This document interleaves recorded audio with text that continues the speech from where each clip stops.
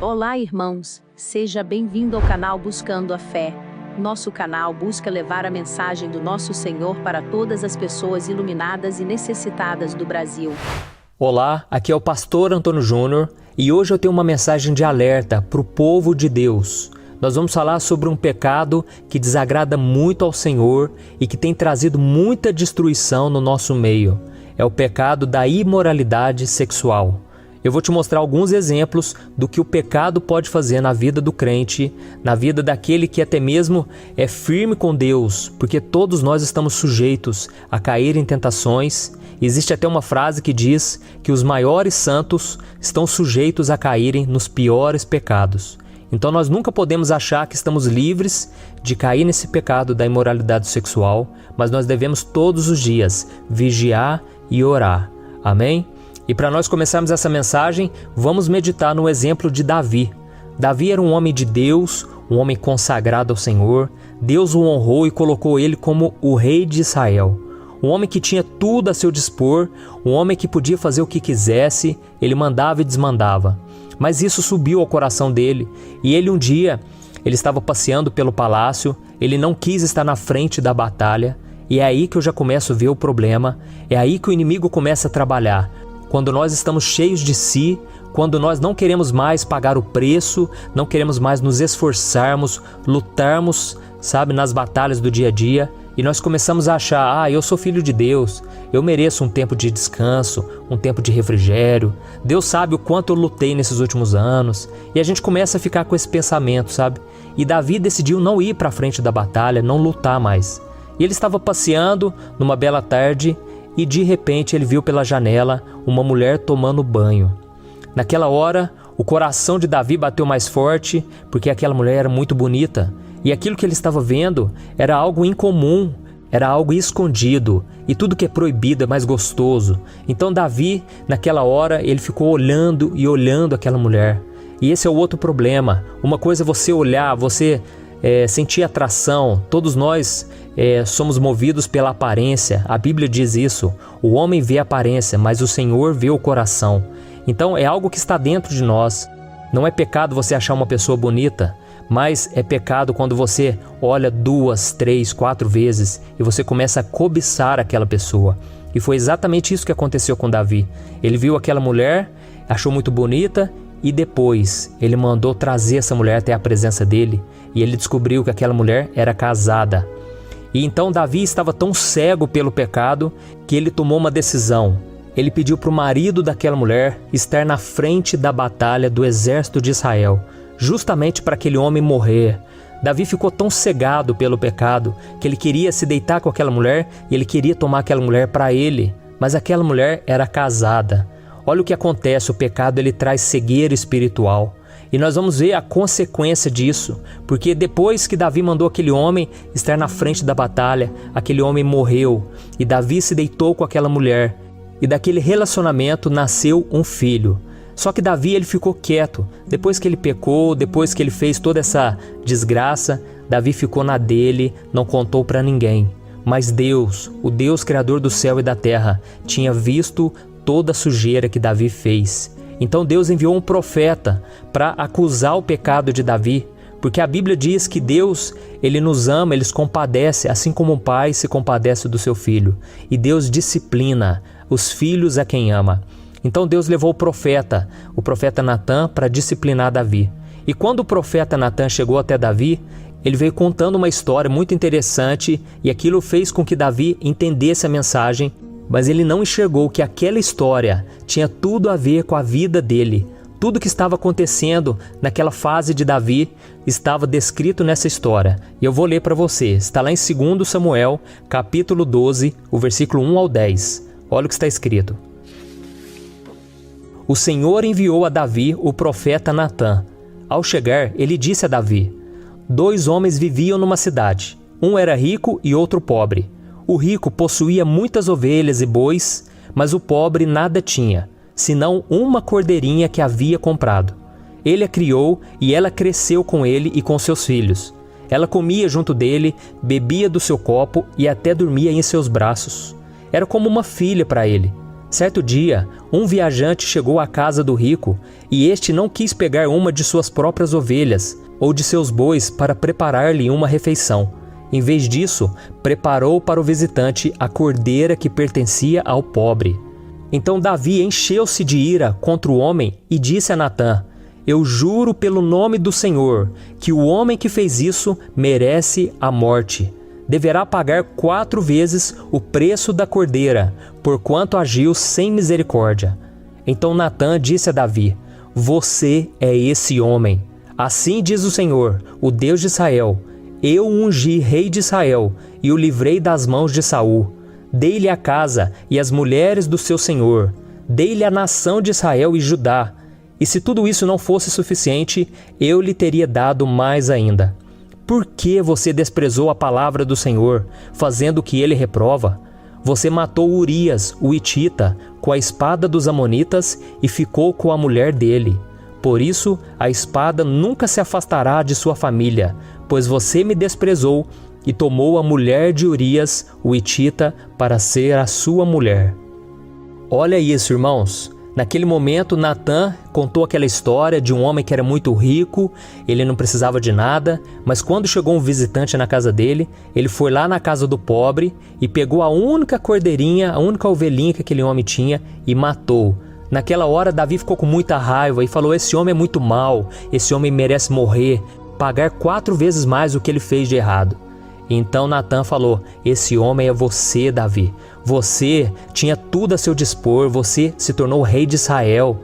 Deus fez maravilhas na sua vida e mesmo assim você foi lá, pegou a mulher daquele homem, um homem simples que amava a sua mulher, um homem de família, e você ainda mandou matar aquele homem. Olha que coisa terrível. Por causa disso, Davi, agora a espada não vai sair da sua casa, vai vir desgraça. E se nós continuarmos lendo esse texto, irmãos, nós vamos ver que o filho que Davi teve com aquela mulher, com Batseba, ele morreu. Então foi um preço muito alto, sabe? E é por isso que eu resolvi gravar essa mensagem. Eu conheço irmãos, pessoas que são da igreja, pessoas que conhecem a palavra, já tiveram tantas experiências, Deus tem abençoado, mas hoje essas pessoas estão envolvidas no pecado da carne, na imoralidade sexual. Então nós precisamos pensar 2 vezes, 3, 4, 5, antes de pecar, irmãos. Uma coisa é você olhar. Nós vemos que ali Davi, ele olhou aquela mulher. Seria como se fosse nos dias de hoje a pornografia. Você olha com seus olhos, você consome aquele conteúdo pornográfico. Isso já é algo muito ruim. Isso já é algo que te prejudica espiritualmente, te afasta de Deus e você precisa se arrepender. Você precisa lutar com todas as tuas forças, fugir da aparência do mal. Mas outra coisa é quando você comete aquele pecado, você se deita com uma pessoa. Eu sei que pecado para Deus, pecadinho, pecadão, não existe diferença, mas existem sim as consequências que são mais graves ou consequências mais leves. Um pecado de imoralidade sexual, ele pode destruir uma família, destruir vidas, ele pode trazer tanta destruição e nós precisamos fugir desse pecado, amém? Então pense muito bem antes de fazer qualquer besteira. E nós vamos ver um exemplo aqui também, o exemplo de José. José, ele fugiu da aparência do mal, porque a Bíblia diz que José, ele estava no palácio de Potifar e um dia a esposa de Potifar deu em cima de José. A esposa de Potifar começou a cantar José, começou a falar palavras sedutoras para aquele jovem. Tudo porque o homem de Deus, a mulher de Deus, tem um brilho especial. Nós temos um brilho que este mundo não tem. E nós precisamos vigiar, porque o inimigo quer apagar esse nosso brilho. Ele quer tirar de nós a santidade, tá bom? E eu quero ler com você rapidinho. Está lá em Gênesis capítulo 39, o versículo 6 ao 10. Olha o que está escrito. José era atraente e de boa aparência. E depois de certo tempo, a mulher do seu senhor começou a cobiçá-lo e o convidou. Venha, deite-se comigo. Mas ele se recusou e lhe disse: Meu senhor não se preocupa com coisa alguma de sua casa, e tudo o que tem deixou aos meus cuidados. Ninguém desta casa está acima de mim. Ele nada me negou, a não ser a senhora, porque é a mulher dele. Como poderia eu, então, cometer algo tão perverso e pecar contra Deus? Assim, embora ela insistisse com José dia após dia, ele se recusava a deitar-se com ela e evitava ficar perto dela. Olha que exemplo, irmãos. José, ele podia fazer isso porque ele estava longe da casa dos seus pais. José estava numa terra distante, ele estava no Egito, ninguém ia ficar sabendo. Sabe aquele momento que você pensa, se eu pecar aqui, o pastor da minha igreja não vai ficar sabendo, os meus irmãos da fé. Então isso se torna um facilitador, porque nós temos o medo, de sermos vistos pelas pessoas, nós temos medo de ser envergonhados diante das pessoas. Mas eu imagino que José naquele momento ele deve ter pensado, Nossa, eu tive uma infância tão difícil, os meus irmãos me venderam como escravos, eu estou aqui sozinho no Egito, só eu sei o quanto é difícil a solidão, ficar esse tempo de solteiro. E outra coisa, eu estou novo ainda, com muita saúde, eu estou na flor da idade, eu estou com os hormônios à flor da pele. Então eu imagino que José pensou tudo isso naquele momento, mas ao mesmo tempo ele pensou, como eu posso fazer isso? Como eu posso desagradar a Deus dessa maneira? Porque se eu fizer isso, pode ser que os planos do Senhor para minha vida, eles vão se atrasar. Pode ser que eu venha impedir o agir de Deus na minha vida, então eu não posso fazer isso de modo algum. Eu vou correr risco de vida. E é interessante, irmãos, a gente observar que José, ele entendeu que todo pecado é pecado contra Deus. Ele disse, como eu poderia fazer algo que desagrade tanto ao Senhor? Então esse deve ser o nosso maior impedimento para não pecarmos. Não somente o fato de que as outras pessoas podem ficar sabendo um dia do que a gente fez, não. O que é pior, nós vamos desagradar a Deus. Então, meu irmão, você que está sendo tentado, saiba que a melhor forma de vencer o pecado é amar a Deus. Se você ama a Deus, você vai querer fazer as coisas que o glorifiquem. Essa é a melhor maneira de você vencer, mesmo quando não tem ninguém por perto, mesmo quando está ali na sua frente, o diabo já apresentou de bandeja para você todos os prazeres deste mundo. Mesmo assim você deve pensar dessa maneira, amém?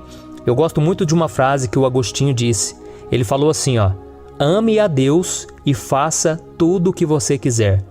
Vou repetir, ame a Deus e faça tudo o que você quiser. Sabe o que ele quis dizer? É que se você realmente amar a Deus como deveria, com todo o seu coração, toda a sua alma e todo o seu entendimento, você só vai desejar fazer aquilo que agrada a Deus. Foi isso que Jesus disse em João capítulo 14. Ele disse assim, se vocês me amam, obedecerão aos meus mandamentos. Então é simples assim, se nós amamos a Deus, nós vamos querer andar na presença dEle, nós vamos querer fazer o que agrada ao Senhor. Amém? E só para a gente finalizar, não quero tomar o seu tempo, eu quero ler o que o apóstolo Paulo disse em 1 Coríntios, capítulo 6, o versículo 18 ao 20. Olha o que está escrito. Fujam da imoralidade sexual. Todos os outros pecados que alguém comete, fora do corpo os comete. Mas quem peca sexualmente, peca contra o seu próprio corpo. Acaso não sabem que o corpo de vocês é santuário do Espírito Santo que habita em vocês? Que lhes foi dado por Deus e que vocês não são de si mesmos? Vocês foram comprados por alto preço, portanto glorifiquem a Deus com o corpo de vocês. Amém? Eu me lembro que essa passagem me ajudou bastante, principalmente quando eu era solteiro, eu estava esperando no Senhor, eu já conhecia a palavra e eu sabia que se eu me deitasse com alguém fora do casamento, aquilo poderia destruir minha vida espiritual. Então eu me reservei, eu vivi em santidade, não foi fácil, irmãos. Muitas vezes eu cobicei, muitas vezes eu caí no pecado da masturbação. Foi muito difícil, mas eu lutei e graças a Deus o Senhor colocou uma pessoa especial na minha vida. Eu me casei com a Thaís com 28 anos, virgem, porque antes de eu me converter, eu não tinha tido relações sexuais, eu me converti com 18 anos e hoje eu vejo a importância de eu ter me separado, a Thaís também se separou, nós dois nos casamos virgem. Foi algo que é impensável nos dias de hoje, porque o mundo está tão deturpado, a inversão de valores é tão grande, que hoje se você disser que está esperando no Senhor, pela pessoa certa, para ter relação sexual somente depois do casamento, as pessoas te zombam, as pessoas te criticam, as pessoas não concordam de maneira alguma, mas vale a pena, irmão, servir ao Senhor, vale a pena ser fiel a Deus, porque Deus está vendo. Você pode achar que tudo está sendo em vão, e esperar em Deus não está resolvendo nada, mas saiba que o Deus Criador do céu e da terra, na hora certa Ele vai agir em seu favor. Na hora certa Ele vai atender aos desejos do seu coração, porque você está se deleitando no Senhor. E esta é a promessa de Deus, que se você quiser e você obedecer ao Senhor, você vai comer do melhor dessa terra. Deus vai te abençoar sobremaneira. Amém? E agora, meu irmão e minha irmã, eu quero fazer uma oração por você. Você que tem tido a relação sexual fora do casamento, você que não tem aguentado esperar no Senhor, eu quero orar por você, talvez que já tenha caído nesse pecado e agora se sente tão culpado, se sente sujo, se sente indigno de receber as promessas de Deus. Eu quero te dizer uma coisa, as promessas de Deus, elas são infalíveis. Deus é fiel, mesmo quando nós somos infiéis. Foi isso que o apóstolo Paulo diz. Então, meu querido, receba a graça de Deus na sua vida. Você não merece nada, eu não mereço nada, eu não sou melhor do que você em nada. E eu estou aqui hoje falando para você porque Deus tem sido gracioso, misericordioso comigo, porque se fosse por mim mesmo, eu já estaria no mundo, eu já estaria desviado há muito tempo, porque a Bíblia diz que todos nós pecamos, todos nós tropeçamos de várias maneiras, mas Deus é fiel e Ele não deixará que a gente seja vencido pelo pecado se nós confiarmos nele e buscarmos a presença dele. Amém? Então, se você puder, feche os seus olhos e vamos orar. Senhor, meu Deus e meu Pai, eu me coloco agora diante da Tua presença para Te agradecer, Senhor, porque o Senhor é o nosso socorro, o nosso refúgio. O Senhor não tem pedra nas mãos para nos atacar, para nos condenar. Oh Deus, muito obrigado porque o Senhor quer nos salvar, o Senhor quer nos restaurar, o Senhor quer nos fortalecer para que a gente não caia em tentação. Então, Senhor, eu intercedo agora pela vida de cada um daqueles que estão me ouvindo. Senhor, tenha misericórdia, meu Pai, de homens e mulheres de Deus que talvez estejam na prostituição ou talvez na pornografia. Senhor, como é difícil vencer a nossa carne, mesmo conhecendo a Tua palavra, mesmo orando muitas vezes, nós temos vontade de fazer aquilo que é mal. Senhor, aquieta o nosso coração, acalma a nossa alma, que a gente não seja levado pela emoção, pelo impulso, que a gente não venha dar ouvidos às pessoas que têm malícia no coração, que não querem saber do Senhor. Oh, meu Pai, tantos homens e mulheres de Deus envolvidos em relacionamentos, Pai, que só os afastam do Senhor. Tem misericórdia, Senhor, e nós estamos aqui declarando que seja feita a Tua vontade, não a nossa. Se algo, meu Pai, está nos atrapalhando a buscar ao Senhor, que o Senhor possa tirar da nossa vida. Senhor, nós não queremos mais viver longe do Senhor, nós não queremos mais viver afastados, viver uma vida de pecado, Senhor. Nós queremos viver em santidade de uma vez por todas. Ajuda-nos, ó Deus, a mantermos a nossa fé firmes até o último dia da nossa vida, meu Pai. É em nome de Jesus, meu Pai, que eu oro, eu já te agradeço, porque eu creio que o Senhor perdoou os nossos pecados e que o Senhor vai nos fortalecer a partir de agora, para nós não voltarmos mais a um jugo de escravidão. Em nome de Jesus que eu oro e te agradeço. Amém. Glória a Deus. Meus irmãos, espero que vocês tenham gostado dessa mensagem. Não se esqueçam de compartilhar com seus amigos e me siga também nas redes sociais. Que Deus te abençoe.